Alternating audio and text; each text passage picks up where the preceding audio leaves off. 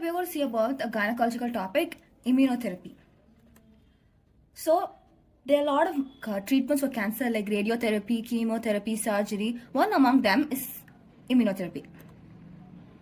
What is immunotherapy? Immunotherapy is the host immune response to prevent tumor growth. What we actually do here is we use the immune system and prevent the tumor growth. So we activate our own immune response and prevent the further tumor growth in our body.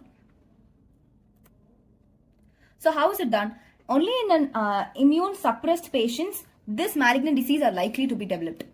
So to those immune suppressed patients, we give therapy that contains monoclonal antibodies and that destroys tumor cells. Monoclonal antibodies is an antibody-dependent cellular toxicity. Using this property, tumor cells are being destroyed. Adaptive immunotherapy. In adaptive immunotherapy, the natural killer cells and the lymphokine activated killer cells, they join hands with interferons, interleukins, and tumor necrosing factors, and tumor cell is being destroyed. Cytokines play a major role in the cancer treatment. So cytokines are being secreted from macrophages, granulocytes, leukocytes, and from monocytes, T cells. So with cytokines, we are going to cure cancer by boosting our own immune system. So what is cytokines? Cytokines are a small protein that acts as a messenger between two cells in regulating inflammation, cell growth, and cell differentiation. So in between two cells, cytokines play a vital role in the cell growth, cell differentiation, inflammation, everything. So using those properties of cytokines, we are going to treat the cancer. So we're going to stimulate the immune system to attack cancer cells. We're going to stimulate our own immune system so that it will go fight against the cancer cells in the body. To do that, we have a few types of cytokines like interleukins, interferons, and tumor necrosing factors. These they have specific function in their own.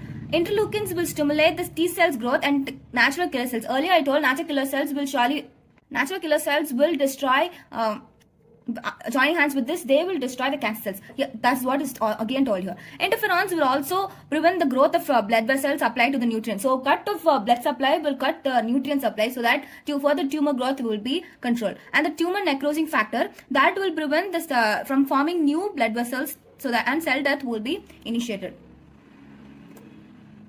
So the specific functions, as I've told earlier, regulation of cell immune activity using interferons and interleukins, cytotoxicity or activity, and hematopoiesis, and these are the functions of the cytokines. Yeah, the overall cytokine activity will be a cytotoxic activity, as we told in the earlier slide. Cytotoxicity mechanism is shown in few of these manner. Stimulation of natural killer cells and macrophages that will initiate the immune system and destroy the tumor cells. So anti-angiogenic effects. What is anti-angiogenic? It is an ability to reduce the unwanted growth of blood vessels. So we can cut off the unwanted growth of blood vessels so that the supply to the tumor cells will gradually decrease. And inhibition of exhibition of oncogenes. Oncogenes expressions can be inhibited. And increase of sensitivity of tumor cells to the cytotoxic drugs. Using cytokines will help in cytotoxic drugs to become sensitive so that it will be sensitive for tumor cells to react on the given drugs. So there are two modulations of immune system. Biological response modifiers. There are two types. So active immunotherapy and passive immunotherapy. So active immunotherapy will stimulate the immune system to attack the cancer cell. And here using antibodies we can attack the cancer cell. So we stimulating the immune system. Our immune system is being stimulated that will act against the cancer cell using cancer vaccines like cancer vaccines. And here is we are using antibodies directly into our body so that will act against the cancer.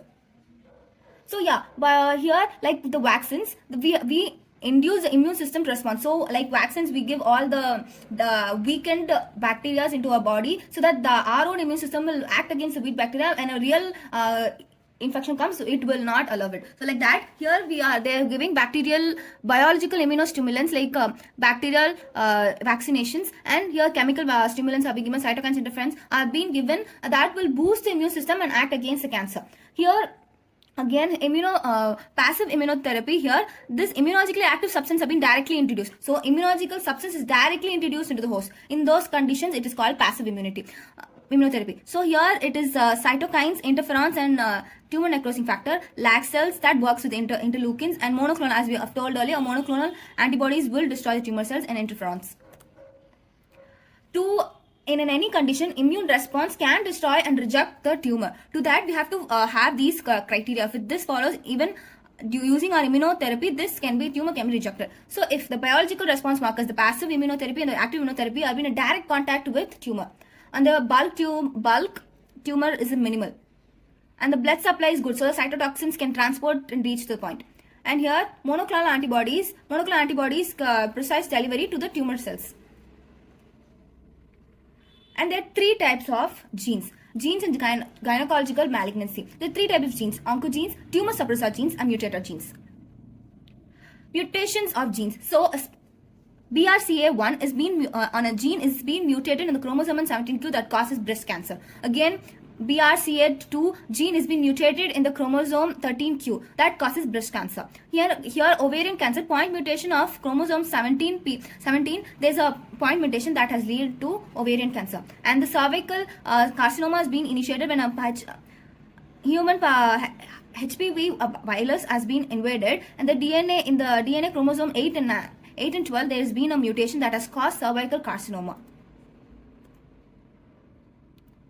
Apoptosis, as you know, the programmed cell death. In a normal body, a programmed cell death is being initiated, but in the mature cells die to give rise to specialized or differentiated cells. So a healthy cell, the mature cell should die and give rise to a healthy cell. But here, the cells become immortal. This apoptosis does not take place, and the cell death does not occur. So the cells become immortal, and excessive growth for cancer cell is being done. So it leads to cancer, tumor growth occur. Next, as 3 types, the second type is the oncogenes. Oncogenes that a single mutation can develop cell growth to a malignant behavior. Normal cell growth can lead to a malignant behavior when the oncogenes are being initiated. When one mutation even can gain the function. So this function can be gained by using only one mutation. Even though one mutation occurs, even in that condition, this will be activated. It's very dominant also. So these oncogenes if they're activated, that will cause bladder cancer. This has been activated, it may cause breast cancer, ovarian cancer, and gastric cancers.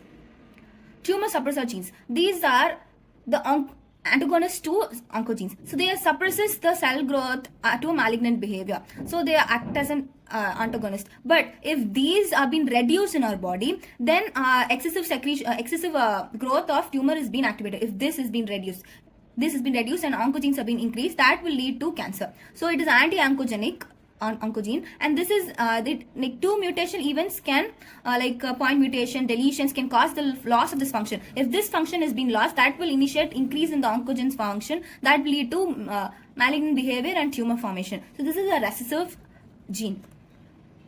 There are 2 types of oncogenes. So one attempt is to remove the oncogene therapy is to remove the oncogene product and block its function. We cannot surgically remove it, but we can give antisense or oligonucleosides to block these oncogenes from transcripting DNA to RNA. And otherwise, cytokines are being used in the tumor cells for destroying the tumor cells. So next is the most important, is the tumor markers. Tumor markers play an important role, but tumor markers are being produced by the tumor cells, and they're very specific. Every disease have the cardiac markers. If they suffer from cardiac diseases, a specific cardiac markers will produce. Here specific cancer will produce specific tumor markers. So this can be diagnosed in a blood, urine, and tissue samples. So this is a very good for our prognosis, to find our prognosis. When on giving chemotherapy or immunotherapy, we take blood tests to determine the levels of tumor markers. If the tumor markers have been reduced, there's a good prognosis in the treatment. If the tumor markers have been increased, there's bad prognosis of the treatment. So this is tumor markers. Thank you. And don't forget to subscribe to Pilagam, and do follow me on Instagram. If you have any doubts, you can ask me. Bye.